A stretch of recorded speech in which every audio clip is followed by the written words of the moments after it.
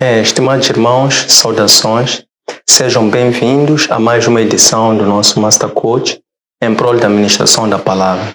Esta rúbrica enquadra-se no programa de coaching espiritual que tem como intuito partilhar a palavra de Deus de forma que ela possa ser compartilhada em jeito de confraternização com vários irmãos.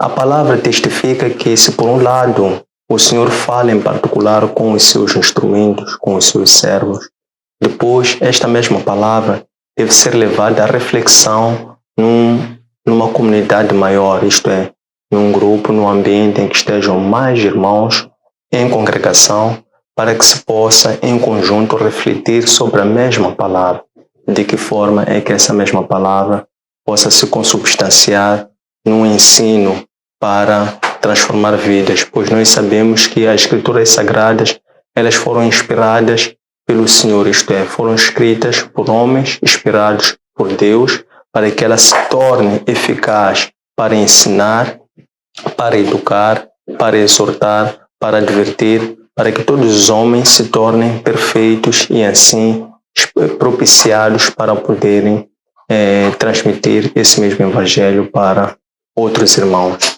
Então o objetivo é tão somente celebrar a salvação, a libertação, é celebrar a Páscoa, que é uma festa pela nossa celebração no passado da escravidão, no presente, pela nossa consciência de que somos agora livres em Cristo e no futuro, porque nós, enquanto sendo um sopro, enquanto tendo este fôlego, devemos toda a nossa vida ao Senhor e esta será a forma que nós estaremos em eterno estado de louvor e adoração ao Senhor. Então, hoje como tema temos viver o Evangelho na vida diária de uma comunidade cristã. Este tema foi extraído da leitura do livro da Epístola a Titos, todo o livro, portanto, capítulo 1, versículo 1 a capítulo 3, versículo 15. Vai ter duas partes e suas componentes em cada uma das partes. A primeira parte refere-se às obrigações pastorais e dentro das obrigações pastorais vamos ver as instruções que o apóstolo Paulo transmitia a Titos para que ele organizasse a comunidade. A segunda parte vai ser sobre os ensinamentos a uma vida cristã. E nesta segunda parte vamos ter 4 componentes. A primeira vai ser os ensinamentos da doutrina sã, transmitida aos anciãos, às anciãs, para que essas pessoas transmitissem aos jovens e aos escravos. Depois, a realçar da nossa esperança, isto é, da boa-aventurança, da esperança por intermédio de Cristo. A terceira vai ser o poder subversivo do amor, que tem que ver com a conduta que estes mesmos membros desta comunidade, quer sejam os presbíteros, quer sejam todos aqueles que foram batizados, deveriam observar na sua relação com o governo e com as autoridades. E por fim, vamos ver o efeito do batismo enquanto selo da esperança cristã. Antes de entrarmos propriamente para este tema, estabelecendo uma relação deste com o tema anterior, nós na última ministração da palavra meditamos sobre o livro 2 Timóteo. E nós vimos que o livro de 2 Timóteo ela é parecida em termos de estrutura, em termos de conteúdo, à epístola de 1 Timóteo e também à epístola a Tito, mas ela varia em termos de tonalidade, em termos de acentuação. Com efeito, na leitura e na aula sobre 2 Timóteo, nós vimos basicamente em jeito de ação de graça na abertura desta epístola a forma superior pela qual o apóstolo Paulo dirigia-se a Tito, chamando do filho querido dele e que guardava dele muitas boas memórias pela forma como Tito manifestava a sua fé, uma fé esta sem fingimento, que ele aprendeu quer da sua avó Loide, quer da sua mãe Eunice. Então ele depois exortava que Tito reacendesse aquele espírito que ele recebeu por imposição de mão, que não era um espírito de timidez, mas que era um espírito de fortaleza, um espírito de amor, um espírito de bom senso. De seguida, então, o apóstolo Paulo exorta a que Timóteo fosse ser muito irrepreensível na transmissão do Evangelho por intermédio da fé que ele recebeu a partir do testemunho que ele próprio acompanhou, que o próprio Paulo manifestava durante a evangelização àquelas comunidades. Então ele advoga a que este Timóteo conservasse aquela disciplina cristã. E ele exemplificou trazendo 3 modelos. Ele referia-se a um soldado em combate, referia-se a um atleta em alta competição e referia-se a um lavrador de terra. Então, para hoje, então, vamos primeiro entrar para uma contextualização. Tito foi um companheiro, um fiel companheiro do apóstolo Paulo e também um cooperador do Evangelho por parte do apóstolo Paulo. Tito é uma das figuras que é referida em 2 Coríntios, porque foi quando o apóstolo Paulo iniciou as suas viagens expeditórias, as suas missões de evangelização, após ele ter recebido a missão de difundir o evangelho para os gentios. O apóstolo Paulo ele diz que ele foi convertido não pela obra do homem, mas ele foi convertido pelo próprio Cristo. Então ele diz que assim que ele recebeu essa conversão, esta missão, ele iniciou as suas missões. Portanto, não se fez presente junto a homens para apresentar as suas credenciais, mas iniciou propriamente a sua anunciação do Evangelho. Então, quando ele faz as primeiras viagens expeditórias para a Ásia Menor, quando ele regressa da Ásia Menor, então ele junta-se a Barnabé e juntamente com Tito, eles vão apresentar-se às colunas da igreja. É interessante notar que Tito, ele é gentio, porque Tito é um grego de natureza e de origem. E nessa altura em que ele levou Tito para se apresentar às colunas da igreja, Tito ainda assim foi aprovado diante das colunas da igreja. Esses não exigiram que Tito fosse circuncidado. É assim que Tito, quando o apóstolo Paulo funda ou lança os alicerces, os fundamentos, os pilares, quando cria a comunidade na sua missão nesta região, na Grécia, mais precisamente em Creta. Creta é uma ilha grega e essa ilha grega, Creta, tem dentro dela várias cidades, dezenas de cidades. Então era uma região grande, por assim dizer. Então o apóstolo Paulo lançou os alicerces, os fundamentos, e depois continuou as suas viagens missionárias. Mas como tal, ele chamou e confiou a Tito para que Tito seguisse as suas instruções com vista a que ele organizasse a comunidade. Em que consistia esta organização da comunidade? É que ele diz assim, que o Tito deveria percorrer por todas as cidades e ir lá à busca, identificando pessoas que fossem qualificadas, isto é, que tivessem preparação, que fossem boas em termos de capacidade, e também pessoas que tivessem a capacidade de poderem defender um evangelho pleno, fossem testemunhos da verdade, e também pessoas que levassem um bom testemunho em função da sua própria conduta para a comunidade. Então, depois dele dizer isso, ele diz: olha, eu deixei Creta e dei-te essa instrução. Então vá, identifique presbíteros. Ele começou pelos bispos. Ele disse que os bispos devem ser homens irrepreensíveis, devem ser homens de uma única mulher, devem ser homens que não sejam homens arrogantes, devem ser pessoas que não sejam pessoas que guardem iras, rancores, dissuasões com outras pessoas. Então devem ser pessoas que tenham uma conduta irrepreensível, por assim dizer. Depois ele referiu-se também a uma outra categoria dos presbíteros, e depois também ele referia-se ao cuidado que ele deveria ter com a própria comunidade lá dos os chamados cretenses, porque os cretenses eram considerados como pessoas desonestas, pessoas que eram falseadoras, pessoas que eram enganosas.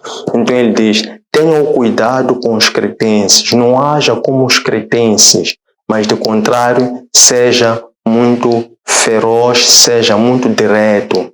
Exorta-os com mansidão, porque esta é a conduta de um presbítero, mas também seja duro para com eles, porque eles levam muitas famílias à perdição através de falsos testemunhos, porque eles apregoavam um evangelho enganoso. E depois, por fim, ainda aqui na organização, nas instruções sobre a organização da comunidade, ele se refere dizendo que tudo que foi puro é puro.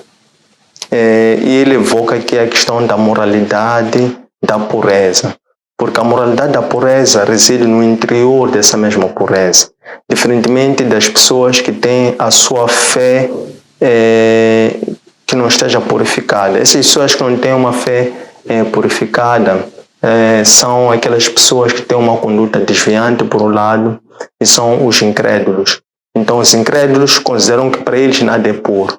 Por quê? Porque a sua consciência acusa, a sua consciência já não está pura, mas que tudo aquilo que é puro deve-se conservar também puro. Depois de ter terminado essas instruções, então ele volta-se para os ensinamentos que Tito deveria assegurar que fossem transmitidos, quer para os presbíteros, quer para a sua conduta enquanto cristãos, e também quer para a comunidade pela qual eles deveriam servir. Ele começa por referir-se aos ensinamentos da doutrina sã. Então aqui ele se refere que ensinamentos deveriam ser transmitidos a 4 categorias de pessoas dentro da comunidade. Inicia com os anciãos, dizendo que os anciãos deveriam ser homens íntegros, que não fossem, que não tivessem vícios, que fossem pessoas íntegras, fossem pessoas irrepreensíveis e que dessem também um bom testemunho.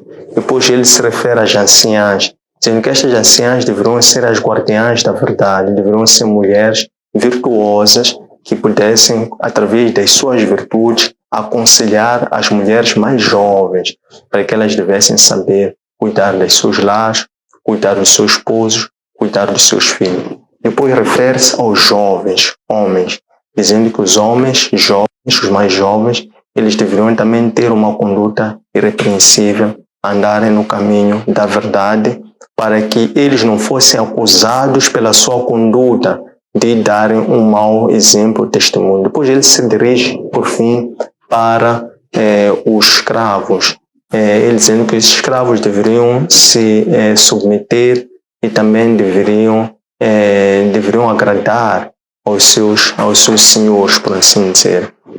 Que esta deveria ser uma boa conduta deles enquanto cristãos. Pois ele se refere à nossa esperança, referindo-se desta forma à boa aventurança da esperança. Ele se refere à boa aventurança da esperança, no entanto, enquanto um tributo, uma recompensa à atitude dos batizados que deveriam assumir por conservar essa esperança em Cristo, pois Cristo foi aquele que veio como oferta sacrificial para a expiação dos nossos pecados. Então, a nossa esperança deveria tão somente estar voltada para Cristo.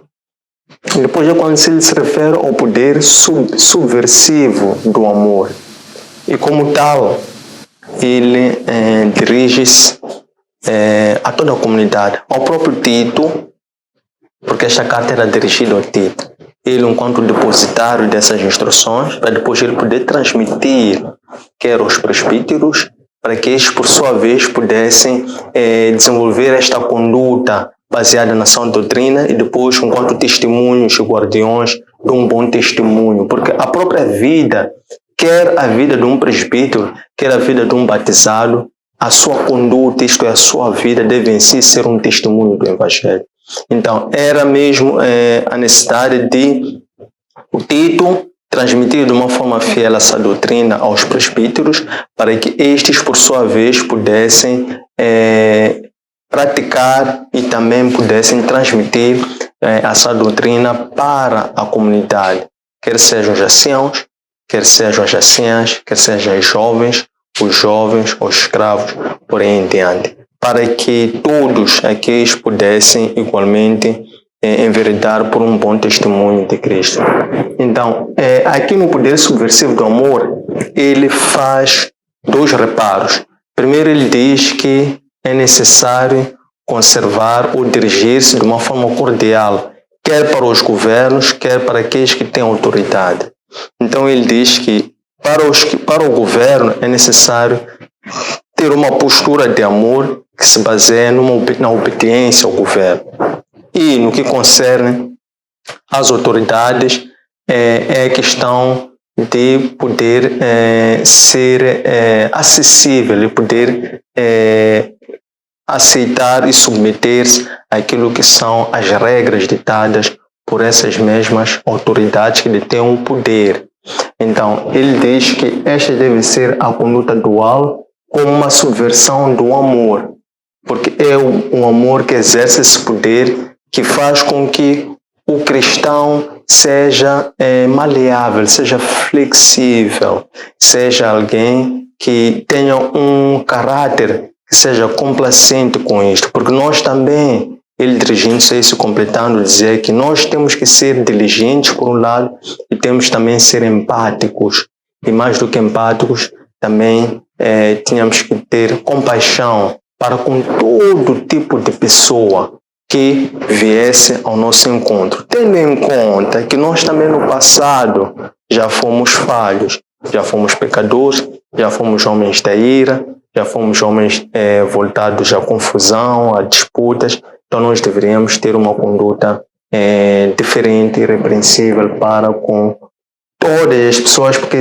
era um ato de amor. Por fim, ele se refere ao batismo enquanto um selo da própria esperança cristã.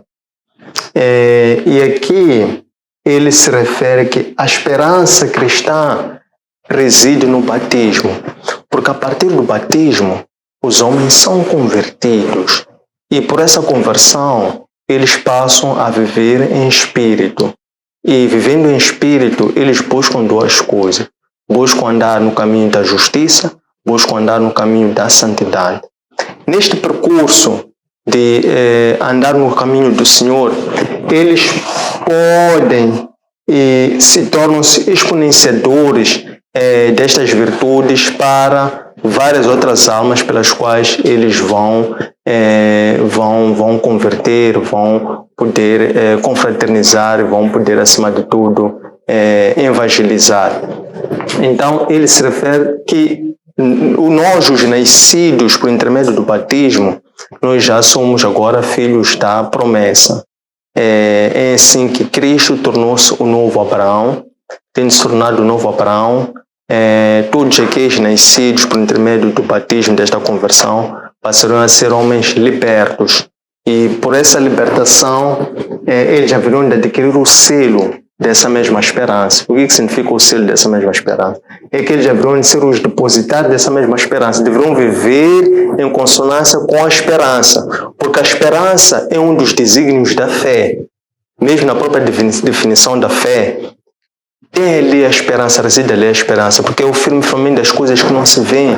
Então está ali implícita a esperança. Então quem tiver recebido o selo por intermédio do batismo é alguém que anda com a esperança enquanto selo cristão, pois ela pode ser operada por um lado por intermédio da esperança, por outro lado também pode ser operada por intermédio da paciência. São 2 habilidades ou 2 desígnios que estão muito ligados, são descendentes da própria fé. Então, por intermédio da fé, ao adquirirmos o batismo, nós nascemos como uma nova criatura, adquirimos o selo cristão. Este selo cristão, que é a operação da fé, não por atos de justiça, tampouco por nossas obras, mas sim pela misericórdia operada pelo próprio Cristo, que nós passamos então a exponenciar ou exteriorizar, transpirar essa esperança na nossa conduta para com todos os dos irmãos. De uma forma geral, foi esta mensagem que está inscrita aqui nesta reflexão, e basicamente o mais importante a reter em jeito de conclusão é que todo cristão, é verdade que esta epístola é dirigida a Tito, enquanto um presbítero, enquanto um pastor, enquanto um líder eclesial, mas nos dias de hoje, a nível de África, para nós os cristãos, nós temos que ver e receber esta exortação, esta doutrina, esta mensagem, como ela sendo aplicada não só para os líderes eclesiais, mas também para todo o cristão que foi batizado. Na seguinte medida, é que quer os líderes eclesiais, quer os cristãos batizados, através da sua conduta diária, o seu padrão de vida no dia a dia, deve ser um testemunho do Evangelho, sendo um embaixador de Cristo na sua conduta diária. Chegada a esta parte, fica aberta a secção de questões, comentários, dúvidas e sugestões para podermos aprofundar esta conversa. Muito obrigado. Boa noite, irmãos.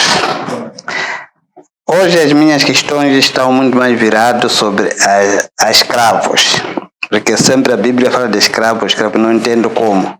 Então, a primeira é: Deus, sendo amoroso, está a favor de alguém ter escravo? A segunda: de onde vinham os escravos? A terceira: quem são os escravos? Obrigado. Saudações, irmãos. Eu tenho uma questão.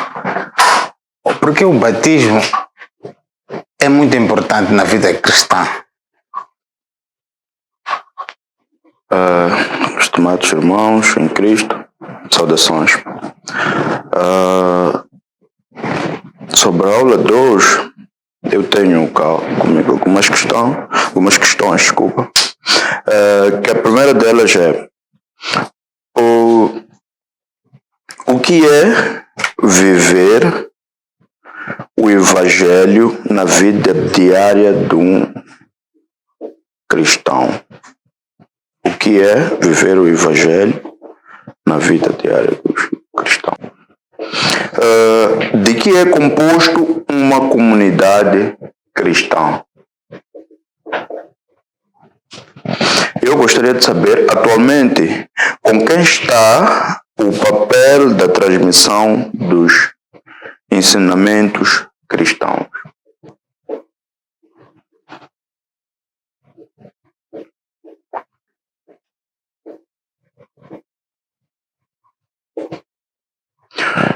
O que é uma doutrinação? Gostaria de um exemplo ou mais do que é esta doutrina. De seguida, qual é ou qual deve ser a esperança de um cristão que vive o Evangelho na sua vida diária? De seguida, queria saber quais são as qualidades que um cristão deve reunir para que o seu batismo chegue aos céus, ou que esse batismo seja digno de esperança ou do selo, para que este torne-se um selo mesmo para esta esperança. Para que o seu batismo, ou para ser batizado, não é? Ou para que seu batismo seja digno de ser um selo de esperança. O coach pode analisar esta aqui, se achar que é idêntica do colega alemão, pode passar. É o seguinte: por que o batismo é o selo da esperança cristã? Isso é uma questão para reflexão. Eu, como Constantino, fui cristão, segui as normas do Cristo, mas porém parti partir desta terra sem ter o batismo, tenho o direito de herdar o reino dos céus, ou este é o mesmo, é o requisito para que eu chegue, eu tenha esta direta interligação a Deus.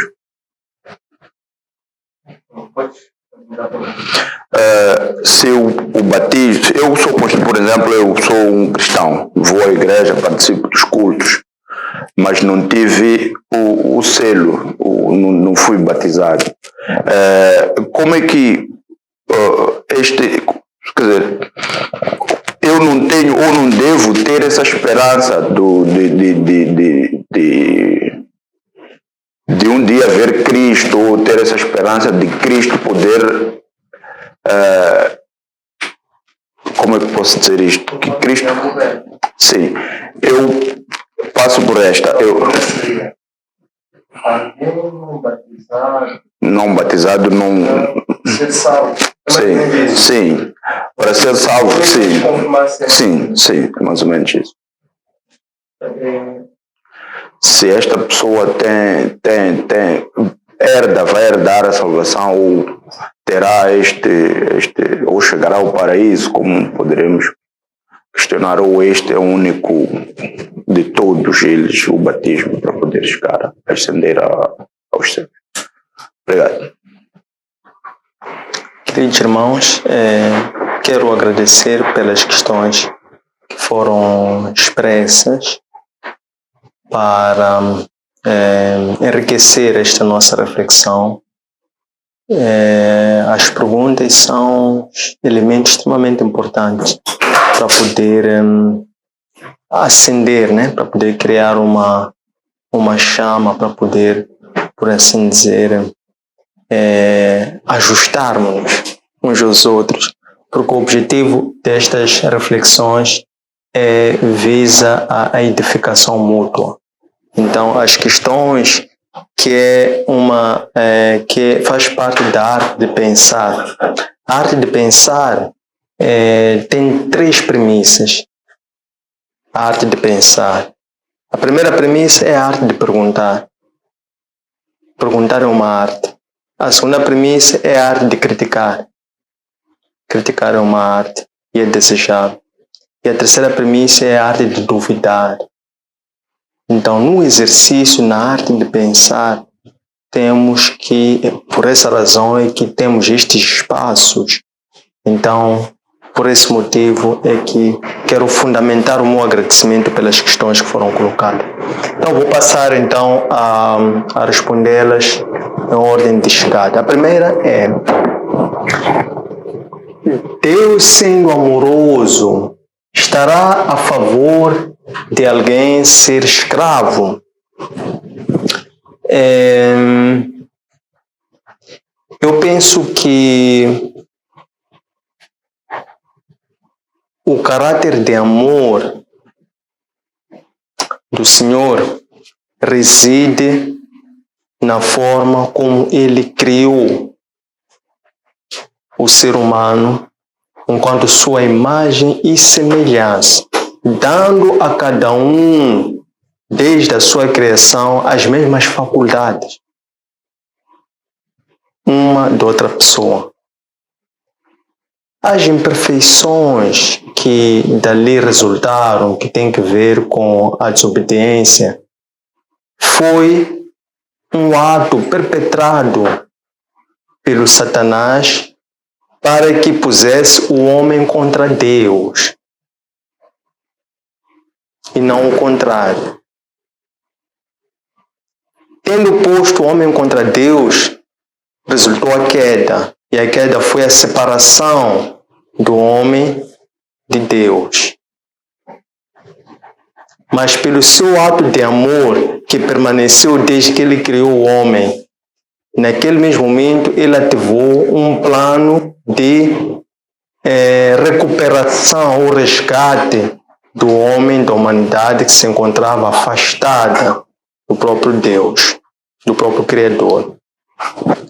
Então, o estado ou a condição de ser escravo, que nesta interpretação subsume-se alguém que presta serviços a outra pessoa e que assim encontra-se na dependência da outra pessoa, dependência material para poder obter dali o seu sustento, porque temos que nos recordar que o primeiro chamado que Deus conferiu ao homem, criado à sua imagem e semelhança, foi para quê? Trabalho. O chamado do homem que Deus confiou ao homem é para trabalhar. Então, no trabalho, há o quê? Separação, segregação de funções, de tarefas. Nesta relação de separação de tarefas, atribuições, skills, dons, capacidades, né, as pessoas se reorganizam para aquele trabalho. E nesta relação de reorganização, há uns que vão ser, na altura a expressão era senhores, outros escravos. Há uns que vão ser superiores, outros inferiores hierarquicamente, numa relação de trabalho. Então, ele não está a favor de escravo, ele está a favor do amor, porque a criação dele foi por amor. É por isso que ele advoga a que nessa relação de trabalho, ainda que um seja escravo, outro seja senhor, por esse amor, então, e pelo amor ao trabalho, que foi o chamado que o Senhor confiou ao homem, então, no exercício desse trabalho, aquele que serve ao outro deve fazê-lo com zelo, porque só assim estará a obedecer ao próprio Deus. Não sei se consegui transmitir. A segunda, de onde vinham os escravos? Vinha desta relação que estamos aqui a referir. Relação a nível da organização das pessoas numa certa comunidade, a organização do trabalho. As pessoas estão para trabalhar, porque Deus está sempre a trabalhar. As pessoas encontram o descanso como um momento para poderem recuperar forças para quê? Trabalhar. As pessoas crescem, são educadas para obter uma técnica ou ofício para quê? Para trabalhar. Então, de onde vinham os escravos? Neste sentido, uns que trabalhavam para os outros, certo? Porque isto é uma questão de relação de trabalho. Designação senhor-escravo é uma relação de trabalho. Deus é o nosso Senhor, porque nós trabalhamos para Ele. Ele paga o salário a nós, mas eu ainda vou chegar a essa parte. Então, os escravos, nesta designação, que significa alguém que trabalha para o outro, mas quando todos trabalham em simultâneo, fazem parte todos de uma mesma equipe, porque são todos filhos do mesmo Deus, estão todos unidos para fazerem um trabalho. Esse trabalho deve beneficiar ou refletir aquilo que é a vontade do Senhor. Então, esses escravos já vinham desta organização das pessoas, né? A orientação e a frutificação que o Senhor deu após ter criado os homens foi para que eles se multiplicassem, fizessem semelhantes. As diferenciações entre as pessoas resultou da própria desobediência do próprio homem, não de Deus. 3. Quem são os escravos? Então, os escravos são todos aqueles que se sujeitam a um senhor. Então, o escravo sou eu. Eu sou, por excelência, um escravo. E tenho muito orgulho, muita honra de ser escravo de Cristo. Todos nós somos escravos de um Senhor. A pessoa escolhe quem quer ser escravo. Quer ser escravo da vaidade, quer ser escravo do dinheiro, quer ser escravo da luxúria, quer ser escravo de quem? A pessoa escolhe. Mas todos são escravos, não é que eu não seja escravo. Então, quem são escravos? Somos todos nós. Não é que eu não seja escravo. Agora, o que é ser escravo? Então, é preciso quebrar uma certa crença que já vem desde os nossos antepassados, que nós adquirimos-la por herança, e que é isso que faz com que muitos de nós não sejamos libertos. Por isso é que essas questões são muito boas para esta nossa conversa. Quem são escravos? Escravos somos todos nós, mas ainda ter a consciência de escravo, no verdadeiro sentido da palavra, aquele que não foi liberto. Vou explicar o que eu quero com isso dizer. É que nos foi transmitido por herança que ser escravo é ser inferior a uma outra pessoa. É ser inútil, por assim dizer, relativamente a uma outra pessoa. E isso faz notar que esta inferioridade tem que ver com dependência material. E as sociedades foram organizadas de acordo com a classificação humana em classes sociais ou estratos. Não é? Em função do quê? Posses materiais. Posses materiais. Isso é que são os critérios que distinguem as pessoas de acordo com o nosso critério humano. Ora, quando a pessoa adquire a sua libertação, quando a pessoa se liberta da escravidão, dessa condenação, da interpretação da escravidão de acordo com um critério meramente humano, então a pessoa continua ainda escravo daquela escravidão, da forma como nos foi transmitida e aceitamos pela herança histórica que vai sendo passada de geração a geração.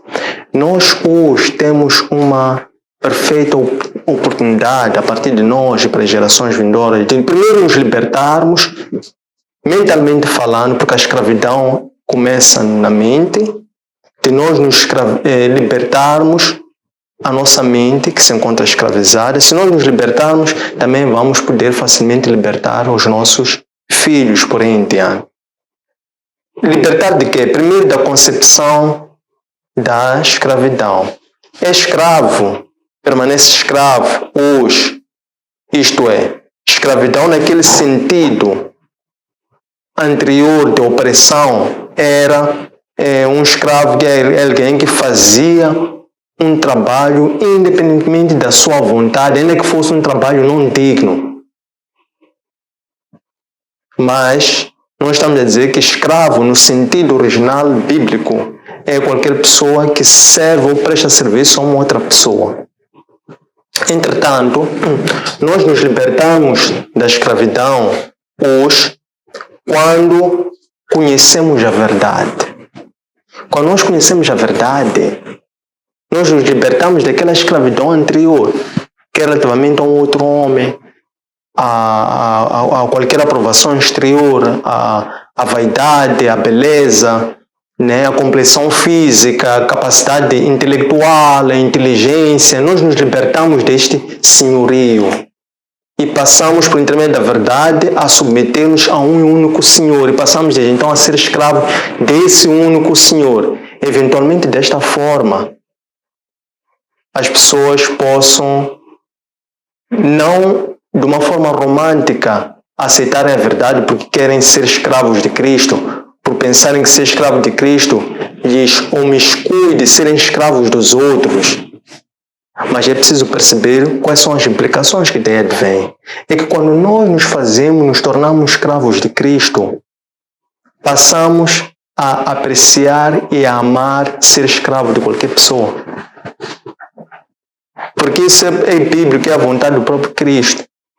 Cristo disse aos seus discípulos: quem quiser ser o primeiro, seja servo. Quem quiser ser importante, seja escravo. Façam tal como o Filho do Homem, que não veio ao mundo para ser servido, mas para dar a sua vida em resgate de todos os outros. Quando nós nos tornamos escravos de Cristo, não sentimos vergonha do Evangelho. Porque o poder do Evangelho está na assunção, aceitação do sofrimento. Sofrimento é quê? É vivermos para podermos amar as outras pessoas, para podermos servir as outras, para sermos escravos de qualquer pessoa e isso não nos causar nenhum complexo de inferioridade. Então, quando nós nos tornamos escravos de Cristo, passamos a manifestar o amor. Por quê? Porque todo ministério evangélico busca manifestar o amor. Esse amor é expresso de três formas. Através de um bom coração, de uma consciência pura e de uma fé sincera. Então nós passamos a submeter-nos às outras pessoas, passamos a servir de uma forma diligente para qualquer outra pessoa.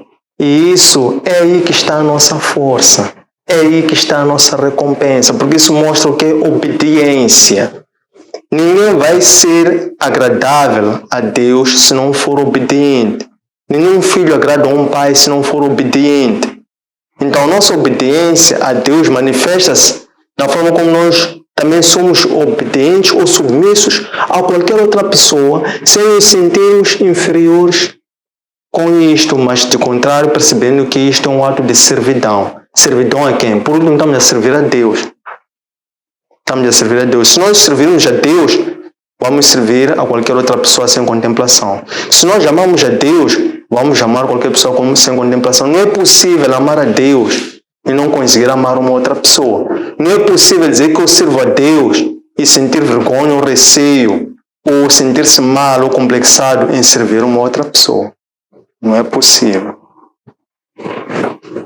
4. Por que o batismo é muito importante na vida cristã? O batismo, e recuperando a questão da escravidão, aí é que vou voltar a puxar a escravidão para a questão do batismo.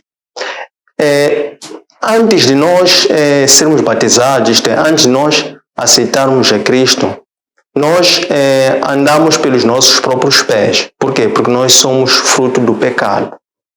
Nós nascemos do pecado. E enquanto nascemos do pecado, vamos vivendo para agradar a nós próprios. Como? Para comer, para beber, para pentear, para vestir, para estudar, para isto, mas aquilo. Vamos buscar agradar a nós que é o nosso corpo, as nossas necessidades corporais, materiais, fisiológicas.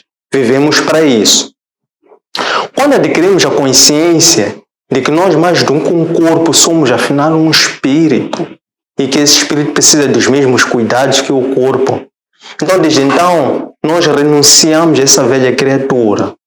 Isto é, nos arrependemos deste ato do pecado, porque é um ato do pecado que é desencadeado pela nossa ignorância. Já nascemos pecadores e, por ignorância, vivemos no pecado. Quando adquirimos essa consciência de pecadores, nós renunciamos ao pecado. Esse é um ato de arrependimento. Quando nós nos arrependemos, então estamos a renunciar a ser escravo do pecado, da vida, do agrado, do dinheiro, da aprovação, etc. E passamos a ser escravos de Cristo, porque assumimos e confessamos que Cristo já pagou os nossos pecados. Quando nós assumimos que Cristo pagou os nossos pecados, nós estamos a aceitar que nós já não somos mais escravos do pecado, passamos a ser escravos de Cristo. Por quê? Porque Cristo já pagou os nossos pecados e Ele também já nos resgatou da velha criatura ao preço do sangue dele. Sangue dele. Sangue do quê? De um cordeiro perfeito. Não é? De um cordeiro imaculado. Não fomos a partir daí resgatados ao preço de cobre, de prata, de ouro, que são metais perecíveis. Não. Fomos resgatados pelo preço de um sangue. Esse sangue, que é o elemento que tem poder, quando falamos da questão do selo de Cristo. Então, a partir deste momento, o batismo é importante sim, porque é um momento em que nós, fazendo um exame da nossa própria consciência, adquirindo a consciência de que somos pecadores, porque qualquer pessoa é pecador, mas quando a pessoa adquire a consciência de que é pecador, faz um exame de si, de sua consciência e diz que eu já não quero andar por este caminho, não quero priorizar o meu corpo, quero priorizar a quem me deu um espírito, porque eu não sou só um corpo, sou um espírito. Então eu quero priorizar e agradar aquele que me deu esse espírito que eu tenho. Então, a partir daí, a pessoa dá prioridade na sua vida ao seu espírito. E passa que a alimentar primeiro o espírito antes de alimentar o corpo. Antes de pensar, não porque a pessoa deixe de tomar banho, deixe de vestir, deixe de estudar, não é isso que eu estou a dizer. Mas também estou a falar isso de propósito, para quem é jovem e aqui estão aqui também perceberem onde é que eu quero chegar em termos de profundidade. Mas estamos a falar de prioridade. O que é mais importante? O que passa a ser mais importante para ti? A quem que passas a servir? Passas a ser escravo de quem? E à medida que a pessoa vai alimentando o espírito, vai crescendo na palavra, vai crescendo no entendimento, vai crescendo no poder, e a pessoa adquire cada vez mais uma maior consciência existencial em espírito. E aí a pessoa então começa a produzir obras da fé, essa fé que essa pessoa defende, começa a produzir obras. E as obras da sua vida, porque essa vida em espírito começa a transformar o teu proceder, o teu falar, o teu vestir, a tua forma de ser, a tua forma de estar, o teu comportamento. Isto passa a ser um testemunho do Evangelho vivo. Que também foi uma das perguntas que foi feita, mas no devido momento vamos ver. Estão relacionadas diretamente. 5. O que é viver o Evangelho na vida? O que é viver o Evangelho na vida diária de um cristão? Então, eu até pus ali como agente de cabo dizer que é andar pela fé. O profeta Abacuque já dizia: o justo pela sua fé viverá. Isto é, aquela pessoa que adquirindo uma consciência existencial, arrepende-se do pecado, é batizado, renuncia à velha criatura, passa a viver pela fé, passa a andar pela fé, passa a respirar pela, passa a comer pela fé. Antes de comer, dá ação de graça. Reconhece que a sua própria vida e tem gratidão em tudo, por cada dia, cada amanhecer, cada respirar, cada ato, mínimo que seja, a pessoa reconhece ali a plenitude divina nisto. Então, este é que é viver o Evangelho na vida diária. Mas é muito mais do que isso. Quando dizemos viver o Evangelho, o que é Evangelho? Evangelho é a palavra de Deus. O que é a palavra de Deus? A palavra de Deus é a plenitude divina. Mas mais do que isso, o que é a palavra de Deus? A palavra de Deus, são as Escrituras Sagradas, que é o próprio Deus a falar conosco. Então, a palavra de Deus, na forma das Escrituras Sagradas, que ela chega até nós nos dias de hoje, ela foi escrita por homens, mas homens inspirados por Deus.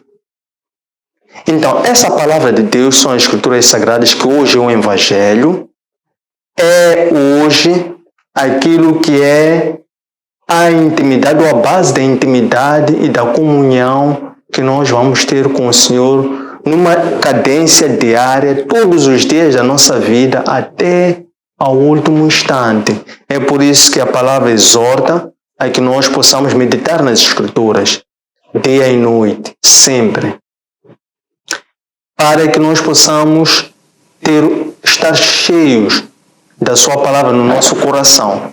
Quando nós estamos cheios da palavra no nosso coração, então nós passamos a agir e a confiar tudo aquilo que é a nossa vida ao Senhor. Quando nós entregamos e confiamos, consagramos, damos ação de graça a tudo, quer seja um alimento, quer seja que quisermos beber para tirar a sede, água, sumo, quer que seja, nós passamos a purificar a nossa vida, a purificar os nossos atos, a purificar o nosso corpo, que é uma igreja, que é o templo do próprio Senhor. Mas é o Evangelho que vai ser a ponte entre nós e Deus e passa a ser o elemento pelo qual se estabelece uma intimidade com o nosso Criador dia a dia. De que é composto uma comunidade cristã? De acordo com o livro de Titos, a comunidade estava decomposta em os anciãos, portanto, por um lado os presbíteros, depois são os homens de Deus, são os pastores, são aqueles que são os sentinelas ou os porta-vozes, não é? São aquelas pessoas que têm a função de alimentar, cuidar e advertir do perigo o rebanho, que é de Deus. Depois o rebanho é constituído por quê? Estamos a falar de 3 pessoas: Deus, Criador, Pastor, Rebanho. Então, comunidade, o pastor são os presbíteros, e o rebanho referia-se, de acordo com o texto em Titos, anciãos, anciãs, jovens, mulheres, jovens, homens e escravos, e os seus respectivos senhores. Então, esta que era a representação e a segregação da comunidade, de acordo com a Epístola a Tito. Com quem está o papel de transmissão dos ensinamentos cristãos hoje?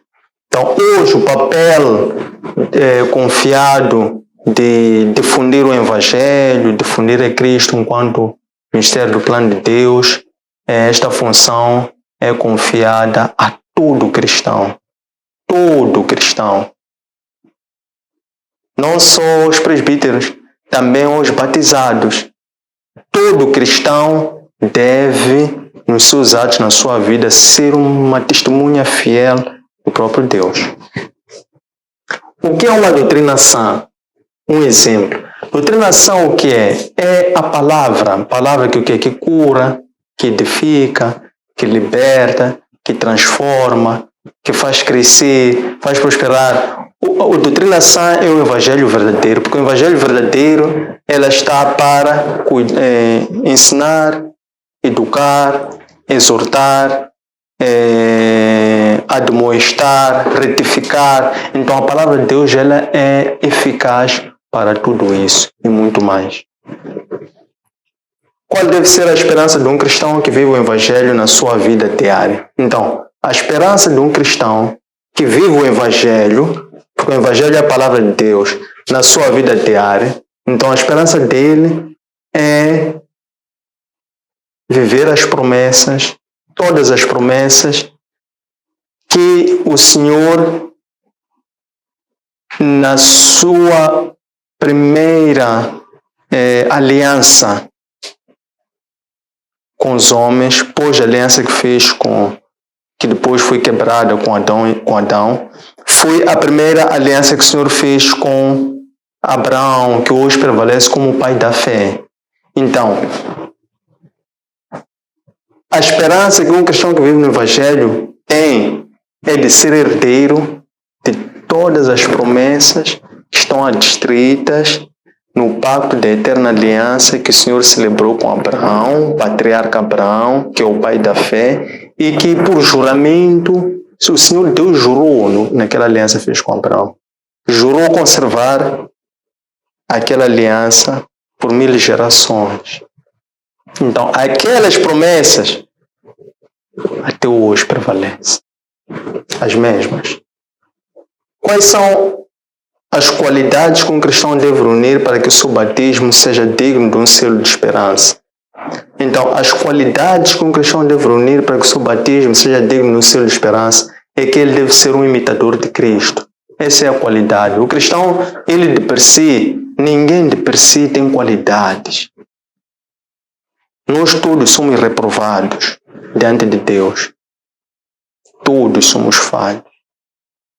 Mas quando nós buscamos estar cheios do Espírito, estar cheios da palavra, então nós, quando somos batizados pelo Espírito Santo, é por intermédio desse mesmo Espírito Santo que ele vem com uma injeção de poder, adquirimos um poder. Para quê? Para contornar tentações, vencer o pecado. Não que não vão ter tentações, existirão muitas. Não que não sejamos sujeitos a pecar várias vezes.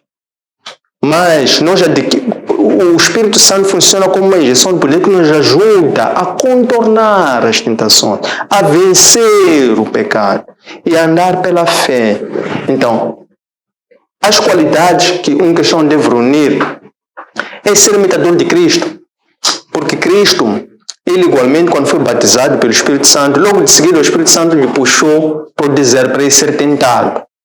Então, nós quando buscamos estar cheios do Espírito Santo, esse mesmo Espírito Santo vai nos conduzir para as tentações, para os pecados, para situações como essa. É ali onde nós seremos testados diariamente. Para quê? Para crescermos. O ser humano, a nossa natureza, é de guerra. Nós somos guerrilheiros. O homem, enquanto um soldado de Cristo, está a lutar todos os dias.